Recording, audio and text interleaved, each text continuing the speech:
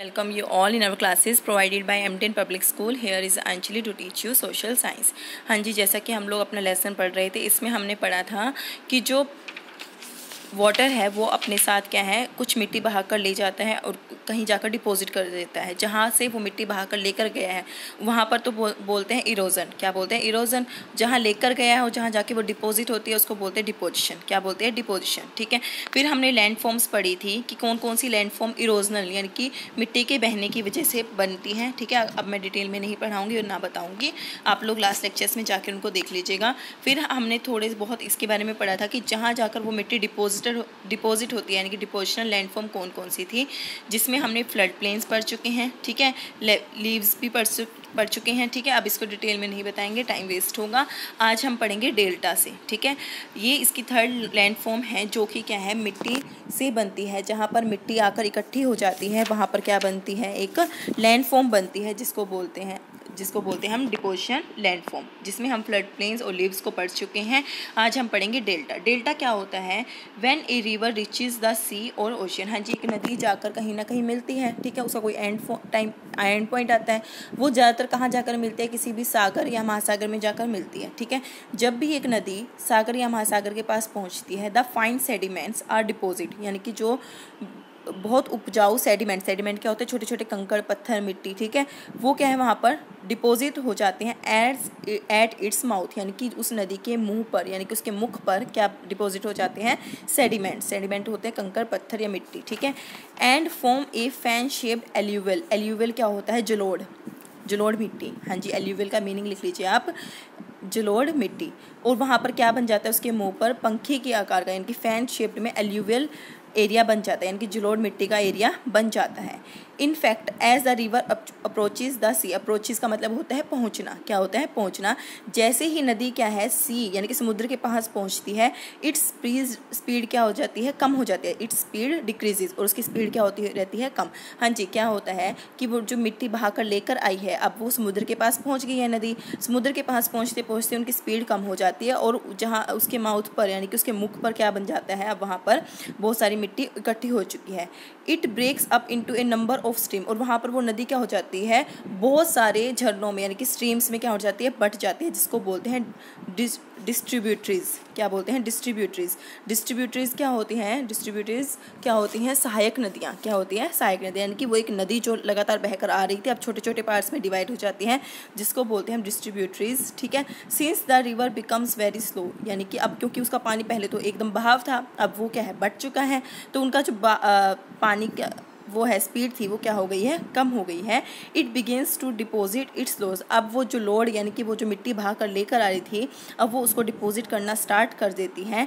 And the collection of sediments, और जो वो मिट्टी इकट्ठी होती है यानी कि डिपॉजिट होकर वो कहीं ना कहीं अब जम गई है। ठीक है।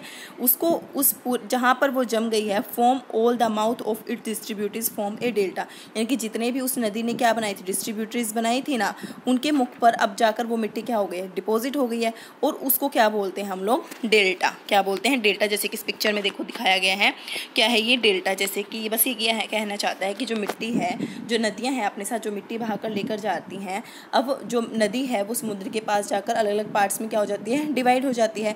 जैसे ही वो क्या है? डिवाइड हो जाती है, तो उनकी स्पीड भी कम हो जाती है। अब यानी कि वो पानी धीरे धीरे बहता है, और जो धीरे बहने की वजह से उसकी मिट्टी क्या हो जाती है? बैठने लग जाती है यानी कि वहाँ पर डिपॉजिट होने लग जाती है। तो वहाँ पर जो अलग अलग डिस्ट्रीब्यूटरीज है वो क्या बनाती हैं? एक डेल्टा बनाती हैं। क्या बनाती हैं? वो एक डेल्टा बनाती है। आई होप आपको समझ आया होगा।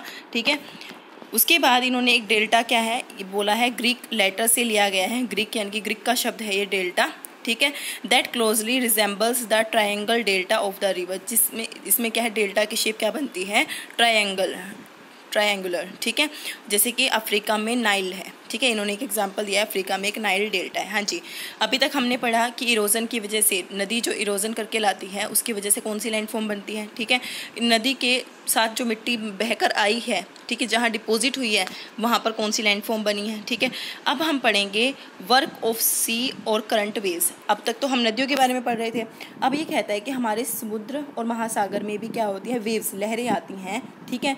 उसकी वजह से भी कुछ मिट्टी यहाँ से वहाँ जाती है यानी कि कहीं से तो वो जाती है और कहीं जाकर वो क्या हो जाती है, डिपॉजिट हो जाती है। उसकी वजह से जो लैंड फॉर्म बनती है, अब हम उसके बारे में पढ़ेंगे। सी और ocean waves current are the most powerful agents of coastal erosion. ये कहता है कि जो हमारी वेव्स हैं, लहरें हैं, चाहे समुद्र की हो, महासागरों की हो, वो क्या है, कोस्टल होता है तट। कोस्टल का मीनिंग लिखिए आप, तट, और वेव्स का मतलब होता है हमारी लहरें, ठीक है। जो हमारी लहरें हैं वो क्या है, तट से क्या है, मिट्टी बहाकर ले जाती हैं। द इरोजनल, वो जो मिट्टी का बहना है, और डिपोजिशनल, और कहीं जाकर मिल जाना है।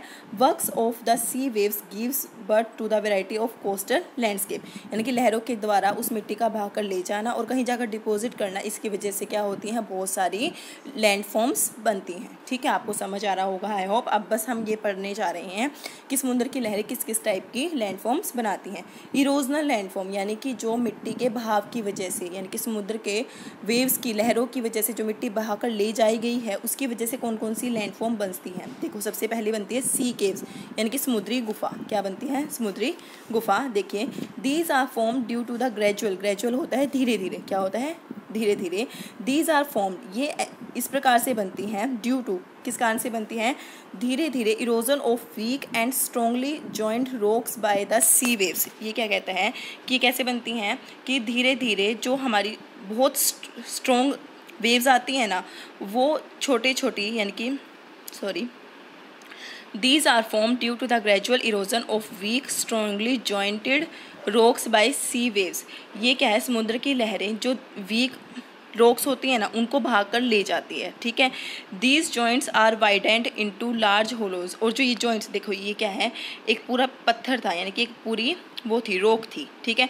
वहाँ पर स्ट्रॉन्गली एक वेव्स आई, यानी कि वो ऐसा नहीं है कि एक ही दिन में ये बन गई, बहुत टाइम लगा। स्ट्रॉन्ग वेव्स क्या है, रोज क्या इसके ऊपर फोर्स डाल रही थी।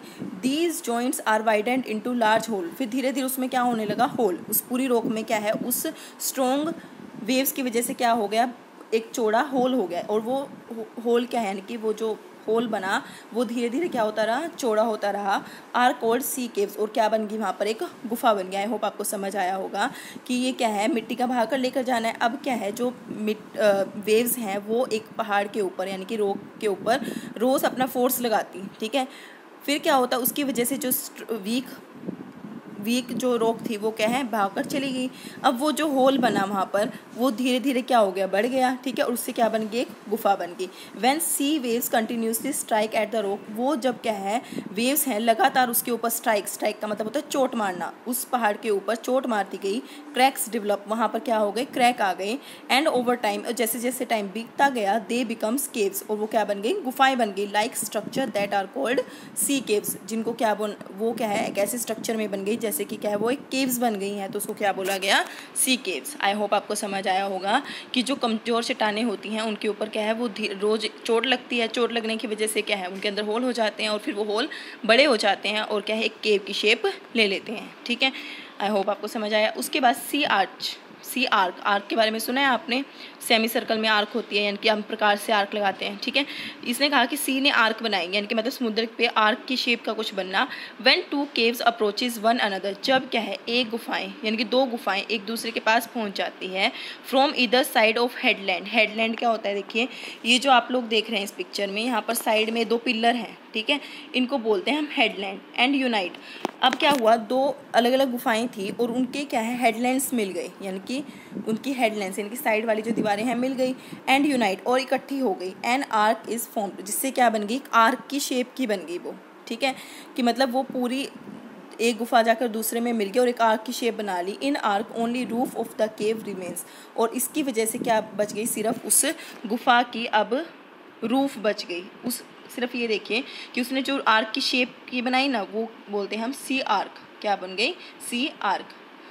समझ आया कि इनका जो साइड में जो पिलर्स हैं उनका दूसरी गुफा से क्या हो जाना, मिल जाना, और फिर क्या है, जब वो मिल जाते हैं और इकट्ठे हो जाते हैं तो वो एक आर्क बनाते हैं, उसको बोलते हैं हम सी आर्क। क्या बोलते हैं हम, सी आर्क, ठीक है। तो आप सिर्फ इतना याद कर लेना, ठीक है।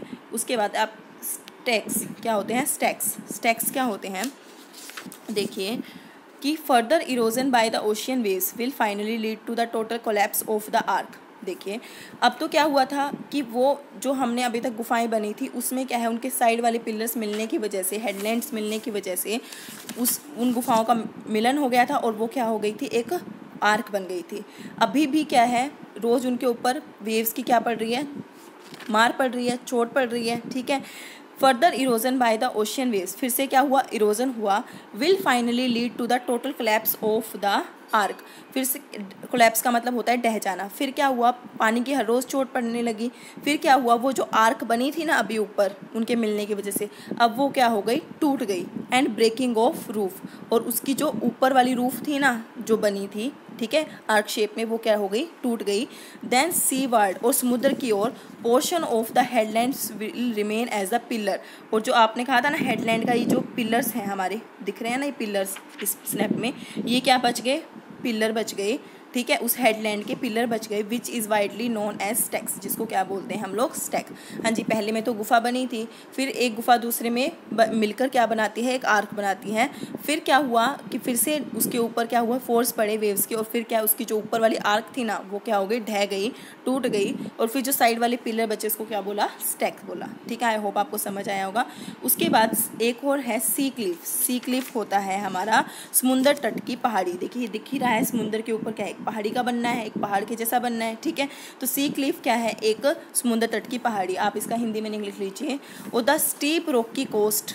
स्टीप रॉकी कोस्ट का मीनिंग भी यही होता है, खड़ी चट्टान तट। क्या है, खड़ा चट्टान तट। यहाँ पर क्या है, एक ही मीनिंग है दोनों का, सी क्लिफ का और स्टीप रॉकी कोस्ट। देखिए इस समुद्र तट के किनारे क्या है, राइजिंग वर्टिकली। ये क्या है, वर्टिकल क्या होता है, ऊपर से नीचे या नीचे से ऊपर। यहाँ पर क्या है, ये जो समुद्र के ऊपर है वहाँ पर वर्टिकली क्या हो गया, ये ऊपर की तरफ चला गया। हाँ जी, जो चट्टान है वो समुद्र के तट पर ऊपर की तरफ चली गई है। अबोव सी वाटर, पानी के अंदर जो सी का महासागर में पानी था उसके ऊपर क्या एक चट्टान सी बन गई है, is known as sea cliff. इसको बोलते हैं हम सी क्लिफ। समझ आया आपको कि जो समुद्र के पानी है, समुद्र में पानी है उसके ऊपर की तरफ एक चट्टान बनती जा रही है, ठीक है। वो वर्टिकली है कि नीचे से ऊपर की तरफ है, ऊपर से नीचे की तरफ है, उसको बोलते हैं हम सी क्लिफ। क्या बोलते हैं, सी क्लिफ। आज हमने क्या पढ़ा, एक तो हमने वो एक रहती थी हमारी डिपोजिशन लैंडफॉर्म, ठीक है, और पढ़ ली हमने जो इरोजन की वजह से, इरोजन की वजह से यानी कि सी वेव्स की वजह से जो लैंड फॉर्म बनती है हमने वो पढ़ ली, ठीक है। ये तो पढ़ी थी हमने इरोजन, कल पढ़ेंगे हम डिपोजिशनल, ठीक है। आई होप आपको समझ आया होगा। आज के लिए इतना ही, मिलते हैं हमारी नेक्स्ट क्लास में, तब तक के लिए स्टे सेफ, स्टे हेल्दी।